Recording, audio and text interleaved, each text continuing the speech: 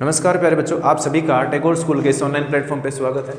आज हम प्रोबेबिलिटी में जो हमारा यादृच्छिक चर वाला टॉपिक चल रहा है वो है ना कंटिन्यू करते हैं। उसमें 5 क्वेश्चन, पांचवा करना है ना। 4 क्वेश्चन कर लिए थे, पांचवें का एक पार्ट करवा दिया था, लेकिन उसमें थोड़ा सा एक मिस्टेक हो रहा है, इसलिए मैं पांचवा आज दोबारा करवा रहा हूँ आप लोगों को। उसमें एक कैलकुलेशन मिस्टेक मान लो या फिर एक ना मिसअंडरस्टैंडिंग हो गई थी, उस वजह से एक आंसर गलत आ रहा है। तो फिर आज हम पढ़ेंगे 5वां क्वेश्चन दोबारा से, ठीक है, ध्यान से देखना। इसमें ये लिखा हुआ है कि आपको 2 पासे उछालने हैं, ठीक है। तो सबसे पहले ये 5वां क्वेश्चन है, 13.4 एक्सरसाइज है। 5वें क्वेश्चन में ये लिखा हुआ है 2 पासों को उछालने पर। तो मैं यहाँ प्रतिदर्श समष्टि लिखता हूँ, प्रतिदर्श समष्टि, और ये होता है सैंपल स्पेस। अब ये आप लोगों को पता है सैंपल स्पेस बनाने का तरीका क्या है। इसमें ध्यान से देखना, 2 पासों को उछालने पर जो सैंपल स्पेस बनती है वो मैं पूरा लिखूंगा डिटेल से, ठीक है। तो 1 के साथ 1 आ सकता है, 1 के साथ 2 आ सकता है, 1 के साथ 3 आ सकता है, 1 के साथ 4 आ सकता है, 1 के साथ 5 आ सकता है, और 1 के साथ 6 भी आ सकता है। इसी प्रकार 2 के साथ 1, 2 के साथ 2, और 2 के साथ 3, 2 के साथ 4, 2 के साथ 5, और 2 के साथ 6।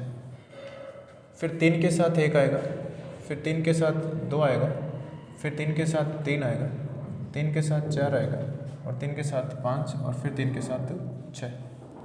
इसी प्रकार 4 के साथ 1, 4 के साथ 2, 4 के साथ 3, 4 के साथ 4, 4 के साथ 5, और 4 के साथ 6। 5 के साथ 1 आएगा, 5 के साथ 2,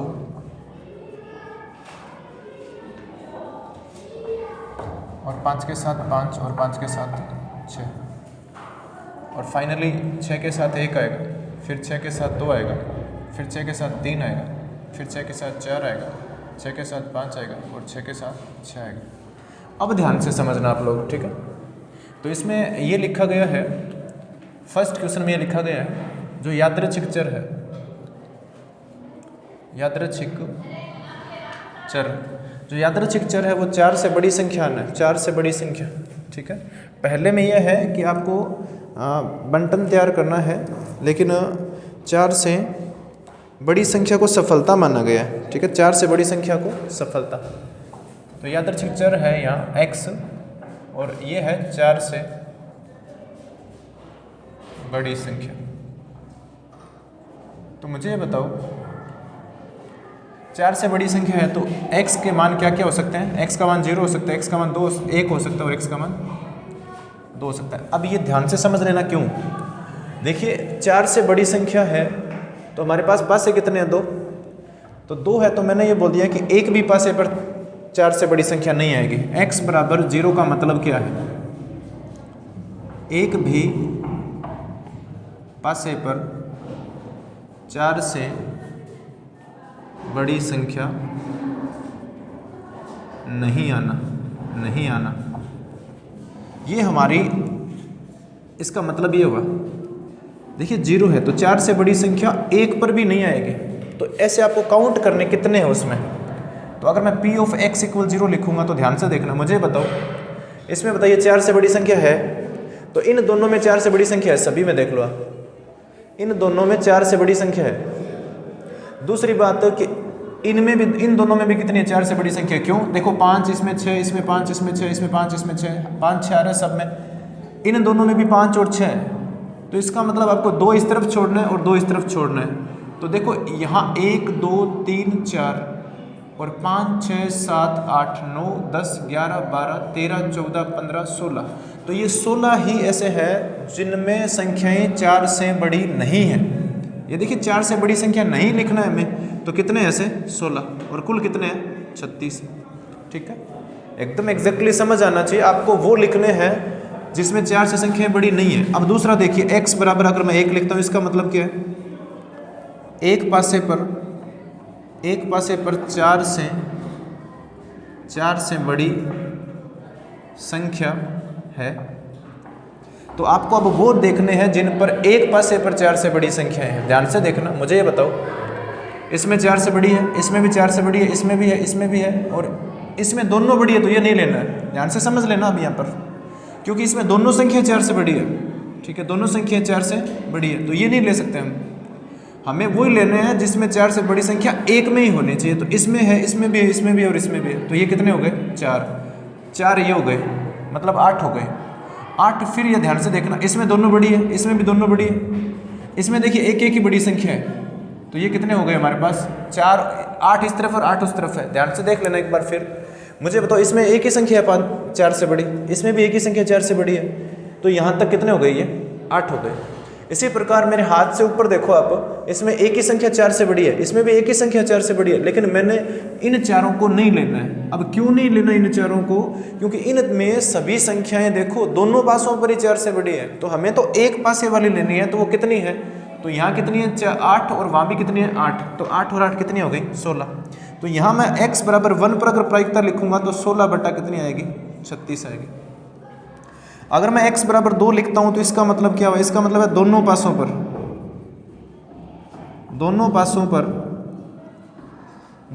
पर 4 से बड़ी संख्या, 4 से बड़ी संख्या। अब दोनों पासों पर 4 से बड़ी संख्या है, तो ये तो मैंने अभी बताया आपको। x बराबर 2 पर कितनी आएगी प्रायिकता? दोनों पासों पर। बताइए, इसमें दोनों 4 से बड़ी नहीं है क्या? इसमें भी 4 से बड़ी है, इसमें भी 4 से बड़ी है, और इसमें भी 4 से बड़ी है। तो ये 4 है हमारे पास। ऐसे कितने? 4 बटे 36। अब इसका आपको देखते हैं, बंटन पूछा है तो यहाँ मैं बंटन बना देता हूँ। यादृच्छिक चर x के लिए प्रायिकता बंटन। तो यहाँ आपको पता है, पहले हम x लिखते हैं और यहाँ हम p ऑफ x लिखते हैं।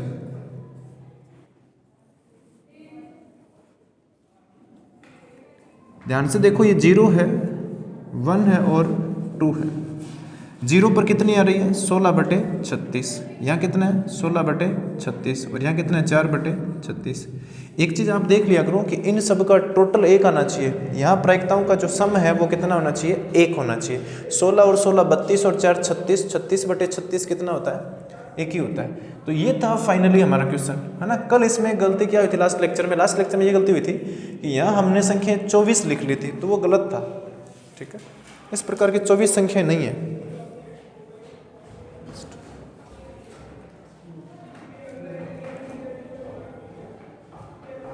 नेक्स्ट क्वेश्चन देखिए। नेक्स्ट क्वेश्चन इसी का ही नेक्स्ट है, और उसमें है पासे पर संख्या 6 प्रकट होना। तो मैं सैंपल स्पेस को नहीं हटाऊंगा। पासे पर संख्या 1 पर भी 6 प्रकट नहीं होना है, 1 पर 6 प्रकट होना और दोनों पर 6 प्रकट होना। इस प्रकार से हम करेंगे। ठीक है, हम सबसे पहले मान लेंगे कि इसमें देखिए मैं चेंज कर देता हूँ। यहाँ मैं लिख देता हूँ संख्या 6 प्रकट होना। तो इसके मान भी 0, 1 और 2 हो सकते हैं। अब x बराबर 0 का मतलब ये हुआ कि एक भी पासे पर 6 प्रकट नहीं होगा। एक भी पासे पर 6 प्रकट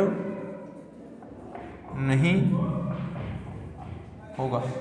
होना। अब मुझे बताओ, एक भी पासे पर 6 प्रकट नहीं है, तो आपको वो सब देखने जिनमें 6 बिल्कुल है ही नहीं।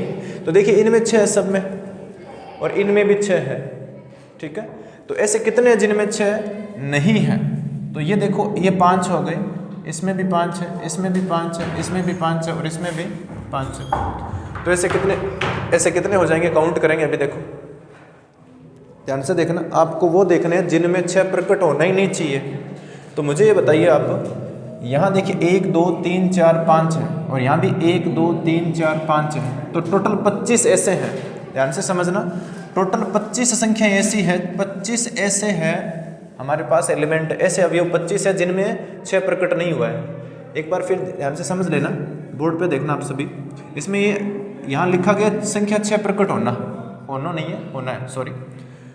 तो मुझे बताओ, 0 का मतलब है कि एक भी बार 6 प्रकट नहीं हुआ है। तो ऐसी संख्या कितनी है इसमें? देखिए, इसमें 6 है क्या? नहीं है। इसमें भी नहीं है, इसमें भी नहीं है, इसमें भी नहीं है, इसमें भी नहीं है। तो ऐसे ऊपर कितने हैं? 25 है। कितने हैं? 25, तो 25/36 आएगा। फिर यहाँ देखिए x बराबर 1 का मतलब है एक पासे पर 6 प्रकट होना। तो आपको उनको गिनना है जिनमें एक पासे पर 6 प्रकट होता है।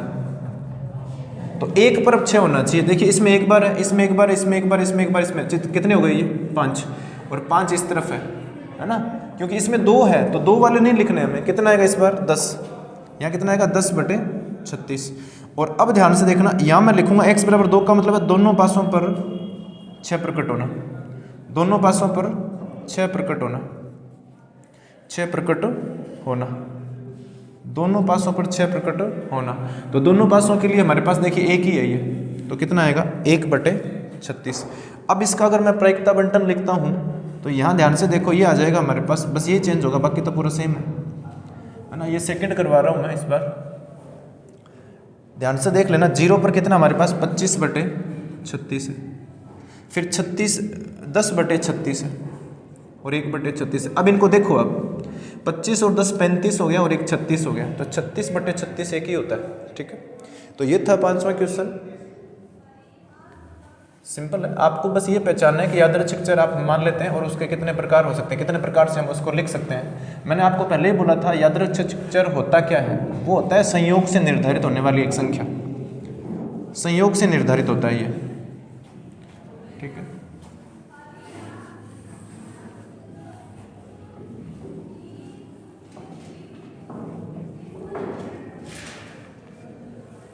तो नेक्स्ट क्वेश्चन देखिए, क्वेश्चन नंबर 6 है और 6 नंबर क्वेश्चन में ये लिखा हुआ है कि हमारे पास कुल कितने बल्ब है, 30 बल्ब है, उनमें से 6 खराब है। ठीक है, कुल बल्ब कितने हैं, कुल हमारे पास बल्ब है 30, उनमें से खराब बल्ब कितने हैं, खराब जो बल्ब है वो हमारे पास 6 है। तो ठीक मतलब सही बल्ब कितने बच गए, सही बल्ब हमारे पास कितने बचेंगे 24। ठीक है, अब आगे ये लिखा है आपको 4 बल्बों का एक नमूना यादृच्छा बिना प्रतिस्थापन के चुनना है, खराब बल्बों की संख्या का प्रायिकता बंटन। तो यहाँ जो यादृच्छिक चर है वो है खराब बल्बों की संख्या, माना यादृच्छिक चर x, हम यादृच्छिक चर को क्या मानते हैं x से रिप्रेजेंट करते हैं, और यहाँ जो है ना x वो क्या है, खराब बल्बों की संख्या, खराब बल्बों की संख्या। अब मुझे ये बताइए कि 4 बल्ब आपको चुनने हैं, तो x बराबर 0 का मतलब क्या हुआ, x बराबर 0 का मतलब ये हुआ कि एक भी बल्ब खराब नहीं है। मुझे बताइए x क्या है, x है खराब बल्बों की संख्या, x है खराब बल्बों की संख्या। अब बताइए खराब बल्बों की संख्या कितनी है, 0 है, इसका मतलब एक भी बल्ब खराब नहीं है, इसका मतलब 1 बल्ब खराब है, इसका मतलब 2 बल्ब खराब है, और इसका मतलब 3 बल्ब खराब है, और इसका मतलब है 4 बल्ब खराब है। हम बल्ब निकाल कितने रहे हैं, 4, तो चारों भी खराब हो सकते हैं, 1 खराब हो सकता है, 3 खराब हो सकते हैं, 2 खराब हो सकता है, या 0 खराब, मतलब कोई भी खराब नहीं हो सकता है। अब इनके संगत मैं प्रायिकताएं निकालता हूँ, वो ध्यान से देखो। तो उससे पहले आपको एक चीज़ और देखनी पड़ेगी, सही बल्ब की और खराब बल्ब की प्रायिकता निकालनी पड़ेगी। खराब बल्ब की प्रायिकता, तो मुझे ये बताइए खराब बल्ब है कितने हमारे पास, 6 है, और टोटल कितने हैं 30 है, तो यहाँ से आएगा 1/5। और सही बल्ब की प्रायिकता, सही बल्ब की प्रायिकता, तो सही बल्ब की प्रायिकता हमारे पास आएगी 24/30, क्योंकि हमारे पास 24 बल्ब सही है। इनको कैंसिल आउट करते हैं तो ये आएगा 4/5। ठीक है, अब ध्यान से देखना, हमें करना क्या है, हमें x बराबर 0 पर, x बराबर 1 पर, इसी प्रकार x बराबर 4 तक हमें अलग अलग प्रायिकताएं निकालनी है। ठीक है, अलग अलग यादृच्छिक चर के लिए।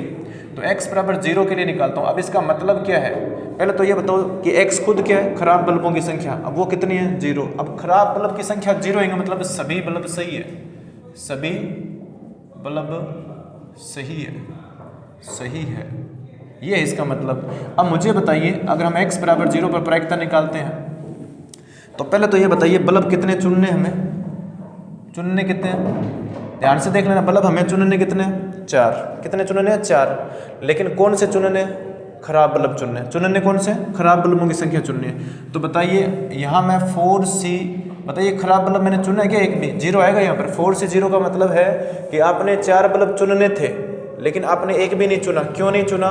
क्योंकि चुनने वो कौन सा है? खराब। लेकिन यहाँ क्या लिखा हुआ है? सभी बल्ब सही है। अब सभी बल्ब सही है इसका मतलब ये हुआ कि हम खराब बल्ब चुन ही नहीं रहे। तो अब मुझे बताइए कि एक बल्ब सही होने की प्रायिकता कितनी है? 4/5 है। एक बल्ब के सही होने की प्रायिकता 4/5 है, लेकिन बल्ब कितने हैं? 4 है। तो इस पर पावर कितनी आएगी? 4।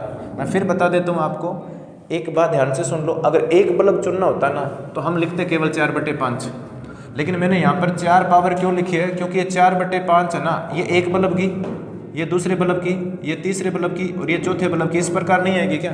तो इनको मैंने इस प्रकार लिख दिया एक साथ। आप बोलोगे सर ये क्यों लिखा है? ये मैं बता देता हूँ। क्योंकि अगर आपके पास कुल 6 बल्ब खराब है, उनमें से कुछ बल्ब आपको चुनने हैं, ठीक है, वो भी कितने चुनने हैं? 4। तो 4 खराब बल्ब चुनने हैं, लेकिन इसमें खराब कितने हैं? इसमें खराब बल्ब है नहीं, इसमें एक भी बल्ब खराब नहीं है। ध्यान से देख लेना फिर, इसमें एक भी बल्ब खराब नहीं है। क्यों? ऊपर लिखा हुआ है। और आपको ये कैसे पता चला सर इसमें सभी बल्ब सही है? वो यहाँ देखो, x का मतलब क्या है? x का मतलब है खराब बल्बों की संख्या। x का मतलब है खराब बल्बों की संख्या, और वो कितनी है? सबसे पहले मैंने लिखी है 0। इसका मतलब खराब बल्बों की संख्या 0 है, तो कितने हो गए? खराब है ही नहीं कोई। इसका मतलब ये होगा तो सभी बल्ब सही है या कोई खराब नहीं है, एक ही बात है। तो यहाँ 4 से 0 क्यों लिखा नहीं? ये थोड़ा कन्फ्यूजन क्रिएट करता है आप लोगों के लिए। मैं फिर बता देता हूँ, हमारे पास चुनने कितने हैं? 4, लेकिन यहाँ मैंने 0 लिखा है, इसका मतलब एक भी नहीं चुना है मैंने, एक भी बल्ब नहीं चुना है। अब इसे हल करेंगे हम। तो मैं आप लोगों को एक बात बता देता हूँ, 4C0 का मान कितना आएगा? 1 आएगा। 4C0 का मान कितना होता है? 1। और 4C4 का मान कितना होता है बताइए? 4C4 का मान भी कितना होता है? 1। ठीक है, ये आपको पता होना चाहिए कॉम्बिनेशन के फॉर्मूले से। मैं फॉर्मूला भी बता देता हूँ, एक बार बताता हूँ फॉर्मूला। NCR होता है फॉर्मूला, फैक्टोरियल n बटे में फैक्टोरियल r और फैक्टोरियल n माइनस r, ये होता है। अब इसमें अगर वैल्यू रखते हैं तो n की जगह मैं 4 लिखूंगा, r की जगह एक बार 0 लिखते हैं, तो यहाँ 4 लिखा, यहाँ फैक्टोरियल 0, यहाँ फैक्टोरियल 4 माइनस 0। तो बताइए सेम सेम कट गया ना, तो कितना आएगा? 1 आएगा।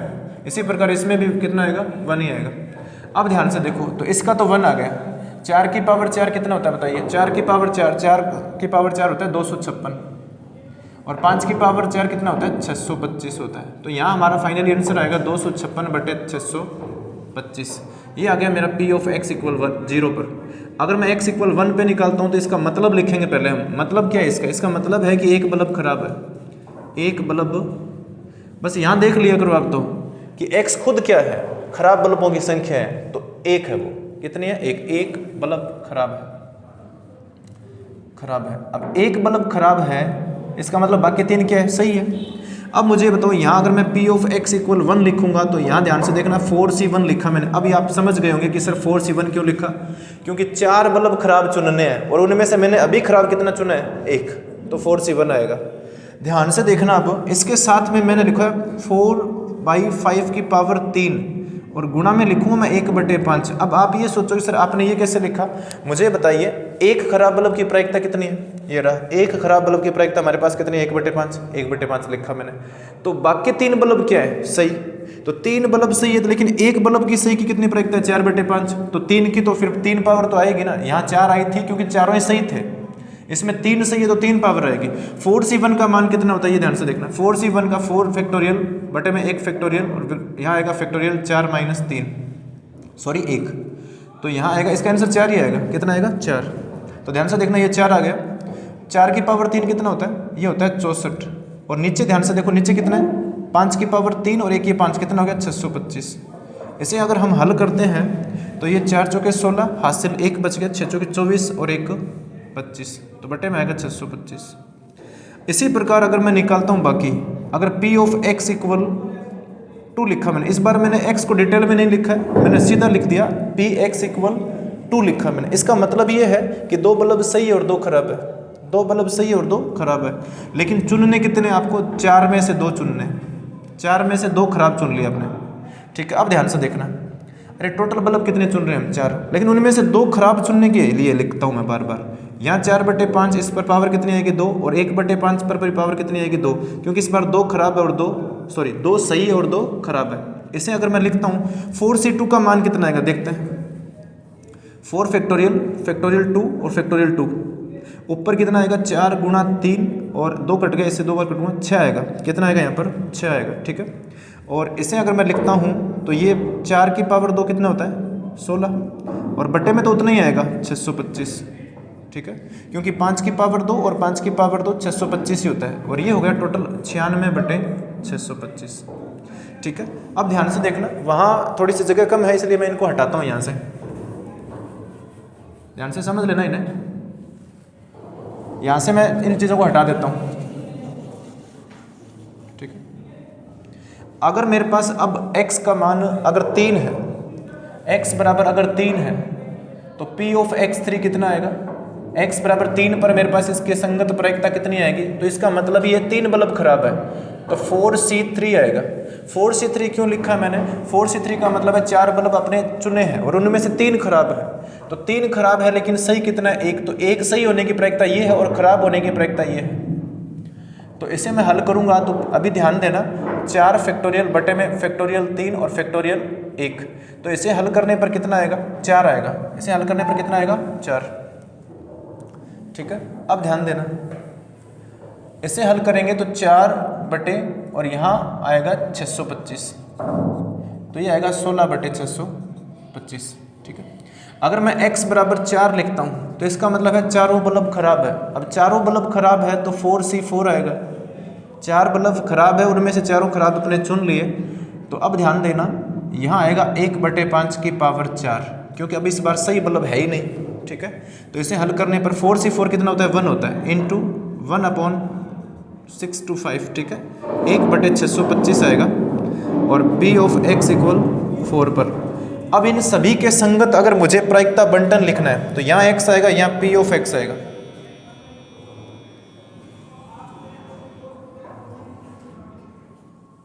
यहाँ सबसे पहले आपको पता है 0 आता है, फिर 1 आएगा, फिर 2 आएगा, फिर 3 और 4। 0 पर हमारी प्रायिकता कितनी आ रही है, 0 पर 256 बटे में 625, फिर 1 पर कितनी आ रही है, 1 पर भी इतनी ही आ रही है 256 और बटे में 625, फिर 2 पर कितनी आ रही है 96 बटे 625, फिर 3 पर कितनी आ रही है 16 बटे 625, और यहाँ आ रही है 1 बटे 625। एक बार इनको काउंट करना, तो इन सबको ऊपर काउंट करो कितना आता है। तो सबसे पहले ध्यान से देखो 256 और 256 कितना हो गया, ये 512 हो जाएगा, 512 और ये एक इसमें जोड़ेंगे 513 और इसमें फिर 519 529 में आपको 96 जोड़ना है, तो यहाँ आएगा 5 9 और 2 11 और 1 12 625 ही आएगा, ठीक है। तो इसका मतलब ये हमारा सही है, ठीक है। इनका टोटल 1 आना चाहिए, इन सबको जोड़ने पर इसका टोटल कितना आना चाहिए 1, ऊपर 625 नीचे भी 625 जोड़ भाग करने पे कितना आएगा 1, ठीक है। तो इस प्रकार से आपको करना है। बस सबसे जो इम्पोर्टेंट बात है वो ये है कि आपको यादृच्छिक चर है ना वो कितने प्रकार का हो सकता है ये आपको बनाना आना चाहिए, और फिर उनके संगत प्रायिकताएं लिखनी है आपको।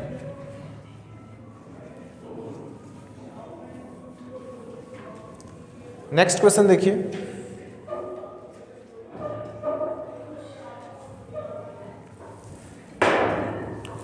नेक्स्ट जो क्वेश्चन है वो है क्वेश्चन नंबर 7। क्वेश्चन नंबर 7 में देखिए क्या लिखा हुआ है, इसमें स्पष्ट ये दिया हुआ है एक सिक्का समसर्वय संतुलित नहीं है। इसका मतलब है इसके पर जो हेड और टेल आने की प्रायिकता 1/2 नहीं है ना, इसने बोला है कि समसर्वय नहीं है, इसका मतलब है उस पर जो प्रायिकता है हेड और टेल आने की वो 1/2 नहीं है, जिसमें चित्त प्रकट होने की संभावना पट प्रकट होने की संभावना की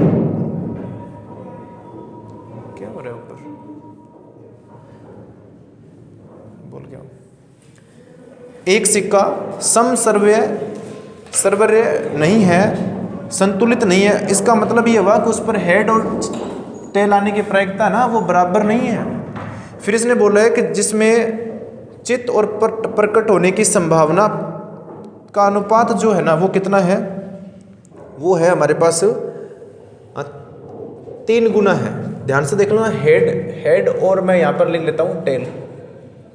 ध्यान से देख लेना, इसमें लिखा हुआ है जिसमें चित्त प्रकट होने की संभावना पट प्रकट होने की संभावना की 3 गुनी है। अगर ये 1 है तो ये 3 गुना है, ये संभावनाएं हैं, ठीक है, ध्यान से देखना, ये संभावना है,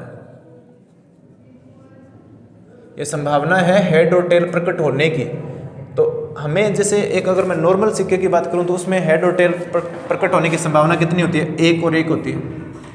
कैसे? क्योंकि हेड भी एक ही होता है और टेल भी एक ही होता है।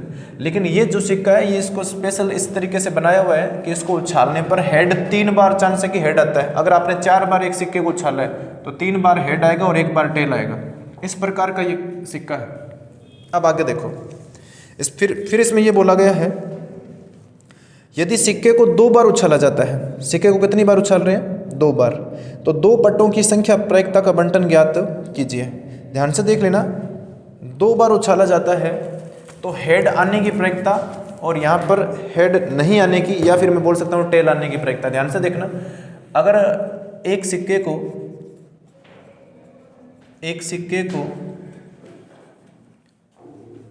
एक बार उछालने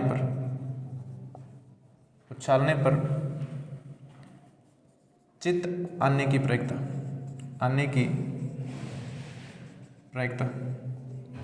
ध्यान से देखना। तो इसमें आपको ये समझना होगा कि बाकी क्वेश्चन में हम करते हैं ना 1/2 आंसर आता है इसका, क्योंकि एक चित्त होता है, 2 कुल होते हैं, तो 1/2 आ जाता है। पर इसमें ऐसा नहीं होगा। हेड आने की प्रायिकता मैं लिख देता हूँ, लेकिन वो होगी कितनी? वो होगी 3x, और बटे में कुल होता है, कुल कितना है यहाँ पर? 3x + x होगा। अब आप ये सोच रहे हो सर आपने x क्यों लिखा? ध्यान से समझ लिया करो, अनुपात में जो संख्याएं लिखी होती है उनको हम डायरेक्ट कभी भी यूज नहीं कर सकते, उनको किसी चर से गुणा करके फिर उनको यूज कर सकते हैं। तो यहाँ हेड कितना है? 3x, और ये दोनों को जोड़ेंगे तो कितना हो जाएगा? 4x। तो ये 3x/4x आएगा। तो ये 4 कट गया, सॉरी x कट गया, तो आंसर आएगा 3/4। अब हेड नहीं आएगा तो फिर टेल आएगा, तो टेल आने की प्रायिकता कितनी होगी? तो टेल का अनुपात कितना है? 1, और कुल कितना है? 4x। तो ये आंसर आएगा 1/4x। x कट गया, 1/4 आएगा। तो मुझे बताओ, बाकी जो सिक्के होते हैं जो समसर्वे होते हैं, संतुलित होते हैं, उनमें 1/2 और 1/2 आता है, लेकिन इस क्वेश्चन में 1/2 नहीं आएगा। फिर इसने बोला है कि यादृच्छिक चर है ना, यादृच्छिक जो चर है x, वो क्या है यहाँ पर? वो है पट्टों की संख्या। एक मतलब है, सॉरी, इसका मतलब ये हुआ कि यहाँ जो पट्टों की संख्या है इसको हम बोलते हैं नंबर ऑफ टेल्स, है ना, नंबर ऑफ टेल्स। इस बात को ध्यान से समझना, पट्टों की संख्या को हम बोलेंगे नंबर ऑफ टेल्स। तो यहाँ मुझे बताना कि x के मान क्या क्या हो सकते हैं, x के मान हो क्या क्या सकते हैं। ध्यान से देखना, x जो है हमारे पास है उसके मान एक भी पट ना हो, 0 का मतलब आप पट नहीं है, एक भी पट नहीं है, 1 पट है और 2 पट है। तो सबसे पहले मैं अब एक काम करता हूँ आपके लिए यहाँ, कि हम यहाँ x = 0 पर, इसका मतलब क्या है? एक भी पट नहीं है, एक भी पट नहीं है। अब एक भी पट नहीं है, इसका मतलब दोनों क्या है? फिर चित्त होंगे ना, दोनों चित्त होंगे। तो मुझे बताइए इसकी प्रायिकता अगर मैं लिखता हूँ तो मुझे बताओ एक चित्त होने की प्रायिकता कितनी है? 3/4 है। एक चित्त की प्रायिकता 3/4 है, तो लेकिन हम तो 2 सिक्कों को उछाल रहे हैं, तो कितनी होगी? 3/4 एक बार और आएगा, तो ये हो गया 9/16। अब अगर मैं x = 1 पर अगर मैं प्रायिकता निकालूंगा तो इसका मतलब है एक बार पट है और एक बार चित्त है। तो इसमें ध्यान से समझना, एक बार पट और एक बार अगर चित्त है तो ध्यान से समझना, मैंने ये मान लिया कि पहला पट है, तो पट है इसका मतलब उसकी प्रायिकता कितनी? 1/4 है। एक पट है तो एक पट कोई भी हो सकता है ना, इसको थोड़ा मैं डिटेल में बताता हूँ। ध्यान से देखना, 2 सिक्के हम उछाल रहे हैं, तो पहला पट है, ध्यान से देखना, मैंने लिखा पहला पट है, तो फिर दूसरा क्या होगा? चित्त होगा। दूसरी बात यह कि पहला चित्त और दूसरा पट भी तो हो सकता है। ये आपको पता है कि पहले हेड और बाद में टेल, और पहले टेल और बाद में हेड, इस प्रकार नहीं आ सकता क्या? आ सकता है, दोनों होते हैं इसमें। तो इसकी प्रायिकता कितनी है? 1/4। इसकी प्रायिकता हमारे पास 1/4 है ना, हाँ, इसकी प्रायिकता 3/4, यहाँ इसकी 3/4 है और दूसरे वाले की 1/4 है, तो ये 3/16 और प्लस 3/16, तो ये कितना आएगा? 6/16। अब एक और बच गया, वो है x = 2 पर, x इक्वल 2 पर अगर बात करें तो x इक्वल 2 पर आपको पता है, इसका मतलब है दोनों ही पट है, दोनों पट है। तो ध्यान से देखो, दोनों पट है, इसका मतलब पहला जो पट है उसकी 1/4 और दूसरे की भी 1/4, दोनों पट है। ध्यान से समझ लेना, जैसे दोनों चित्त थे तो 3/4 3/4 आया था। अब दोनों पट है तो एक पट की प्रायिकता 1/4 है तो दूसरे पट की 1/4, तो यहाँ से कितना आएगा 1/16 आएगा। अब इनकी टेबल अगर हम बनाएं तो मैं टेबल यहाँ बना देता हूँ, ध्यान से देखना, टेबल यहाँ बना देते हैं। टेबल का आपको पता है यहाँ x आता है, यहाँ p(x) आता है। x के मान हमारे पास 0 है, 1 है और 2 है। 0 पर प्रायिकता कितनी है हमारे पास 9/16, 9/16। फिर अगर मैं 1 पर बात करूँगा तो वो है 6/16 और ये 1/16। तो ये 1 और 7 कितना, 1 और 6 कितना 7, 7 और 9 कितना होता है 16, तो 16/16 सही आ रहा है ना, एक ही होता है।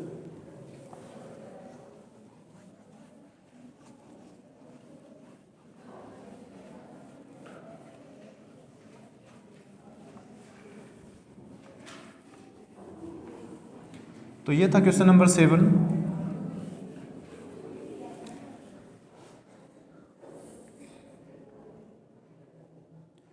क्वेश्चन नंबर 8 और करेंगे और बाकी बातें हम करेंगे नेक्स्ट क्लास में। क्वेश्चन नंबर 8 देखिए। 8 नंबर क्वेश्चन में ये दिया हुआ है, एक टेबल दे रखी है आपको, वो टेबल मैं पूरी बना देता हूँ। यहाँ लिखा हुआ है x और नीचे लिखा हुआ है p(x), ठीक है। यहाँ 0 ऊपर सबसे पहले, फिर 0 के बाद में 1 है, फिर 2 है, 3 4 5 6 और 7, ठीक है। ये आपके पास इस प्रकार आपको एक प्रायिकता बंटन दे रखा है यादृच्छिक चर का। इसमें जो प्रायिकताएं हैं वो हमारे पास 0 है, k है, 2k है, फिर 2k है, फिर 3k है और फिर k² है, इसमें 2k² है और फाइनली हमारे पास है 7k² + 7। इस प्रकार आपको प्रायिकताएं भी दे रखी है। इसमें फर्स्ट जो क्वेश्चन है ना वो बोल रहा है कि k कितना आएगा, ये बताइए k कितना आएगा। तो ध्यान से देखो, आपको ये पता होना चाहिए, जैसे हम लिखेंगे हम जानते हैं कि, हम जानते हैं कि, अब आपको ये पता होना चाहिए कि सभी प्रायिकताओं का जो टोटल होता है वो कितना होता है 1 होता है ना। तो जो सिग्मा, इसको लिखते हैं सिग्मा, सिग्मा का मतलब है कोई भी संख्या को जोड़ना, ठीक है। सिग्मा p(x), इसका मान कितना होता है 1 होता है। इसका मतलब है सभी प्रायिकताओं का योग, ये कितना होता है 1। अब इन सबको मैं जोड़ूंगा, ठीक है, ध्यान देना। तो मैंने यहाँ 0 को लिखा, फिर दूसरी प्रायिकता हमारे पास k है, फिर 2k है, इसी प्रकार 2k + 3k + k² + 2k² और + 7k² + k, ये है। और इसके इक्वल में कितना है 1 है, ये वाला 1, ठीक है। एक बार वापस चेक कर लो कि क्या मैंने सभी सही लिखा है। यहाँ k, फिर 2k 2k, फिर 3k, k², 2k², फिर ठीक है। इन सभी को जोड़ने पर ध्यान से देखना, 2k² और 7k² कितना हो गया 9k²। फिर देखो k, 2k कितना हो गया 3, ये हो गया 3 2 5, 5 और 3 8, 8 और 1 ये हो गया 9, ठीक है। और एक चीज़ ध्यान से देखो, ये k² को मैंने जोड़ा नहीं तो यहाँ पर 10 होगा, 10k² + 9 आएगा, ठीक है। और इक्वल में क्या लिखा हुआ है हमारे पास, इक्वल में मेरे पास 1 है, इक्वल में कितना है 1 है, ध्यान से देखना। अब मुझे एक बात बताइए आप, यहाँ कुछ गड़बड़ तो नहीं हो रही क्या? एक बार मैं फिर चेक कर लेता हूँ, क्या हुआ, 1 मिनट, चलो मैं चेक करता हूँ कोई क्वेश्चन में तो प्रॉब्लम नहीं है क्या। 8वें क्वेश्चन में यहाँ k है, 7 नहीं, यहाँ पर k है, ठीक है। एक बार फिर चेक कर लेते हैं, यहाँ पर k है, 2k है, फिर 3k, फिर k², 2k² और फिर 7k² + 7 है, ठीक है। 7 नहीं है, k है, सॉरी मैं बार बार गलती कर रहा हूँ। अब इनको अगर हम जोड़ते हैं, ठीक है, अगर इनको हम जोड़ते हैं, एक बार मैं फिर क्लियर कर लेता हूँ। देखिए k और ये 2 3 हो गए, 3 और 2 5, 5 और 3 8, ठीक है।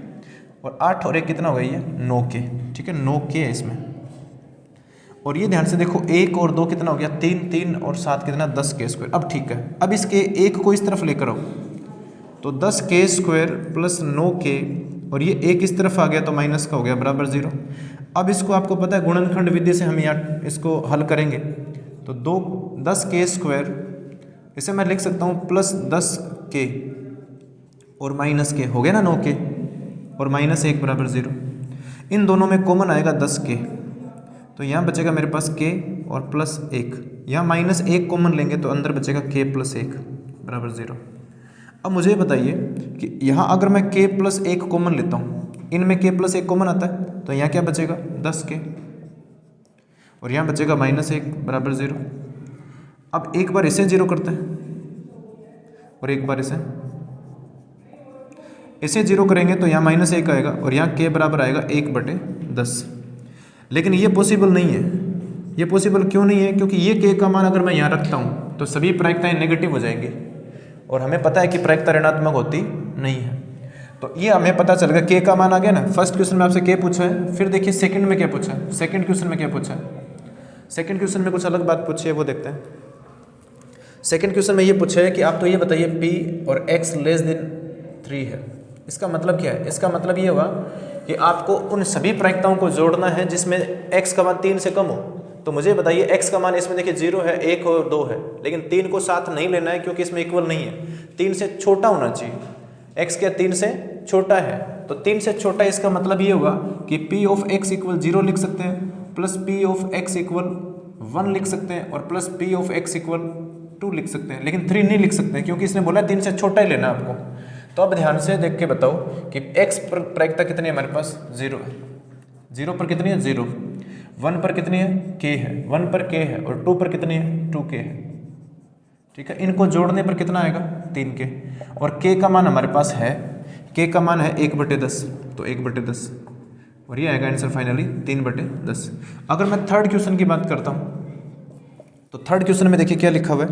थर्ड में ये लिखा हुआ है x > 6 है, p(x) > 6 है। इसका मतलब 6 से बड़ी, x का मान 6 से बड़ा, तो इसका मतलब 7 है।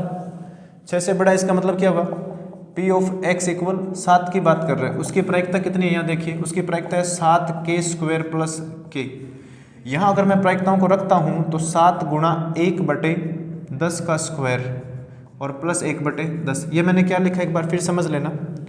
यहाँ ध्यान से देखना, यहाँ k का मान हमारे पास 1/10 है। इनको हल करेंगे हम तो ये हमारे पास आएगा 7/100 और प्लस आएगा 1/10। तो इसको हल करने पर आएगा 17/100। ठीक है, इनको हल करेंगे तो आएगा 17/100। और लास्ट जो क्वेश्चन है इसमें फोर्थ, ये पूछा गया फोर्थ में, ध्यान से देखना, यहाँ करवा देता हूँ मैं। फोर्थ में ये पूछा गया कि आपको x का मान 0 से तो बड़ा लेना है लेकिन 3 से छोटा। इसने बोला है कि x का मान 0 से बड़ा है और 3 से छोटा है। 0 से बड़ा मतलब 1 और 3 से छोटा मतलब 2। तो यहाँ मैं लिख सकता हूँ p(1) और प्लस p(2). इस प्रकार भी लिख सकते हैं हम, ध्यान से देखना। ये मैंने ये लिखा है, इसे भी लिख सकते हैं और इस प्रकार भी लिख सकते हैं। तो 1 पर प्रायिकता कितनी है हमारे पास? k है और 2 पर प्रायिकता कितनी है हमारे पास? 2k है। तो इनको जोड़ने पर 3k आएगा और k का मान हमारे पास कितना है? 1/10। तो फाइनली आंसर आएगा 3/10। तो ध्यान से देख लेना, फर्स्ट क्वेश्चन का आंसर ये है, सेकंड का आंसर ये है और थर्ड का आंसर ये है और फोर्थ का आंसर ये वाला है। ठीक है, तो ये था क्वेश्चन नंबर 8 और एक्सरसाइज आपको पता है 13.4 चल रही है। बाकी के क्वेश्चन हम नेक्स्ट लेक्चर में पढ़ेंगे। तब तक के लिए आप देखते रहिए RNTS स्कूल सरदार सर। धन्यवाद।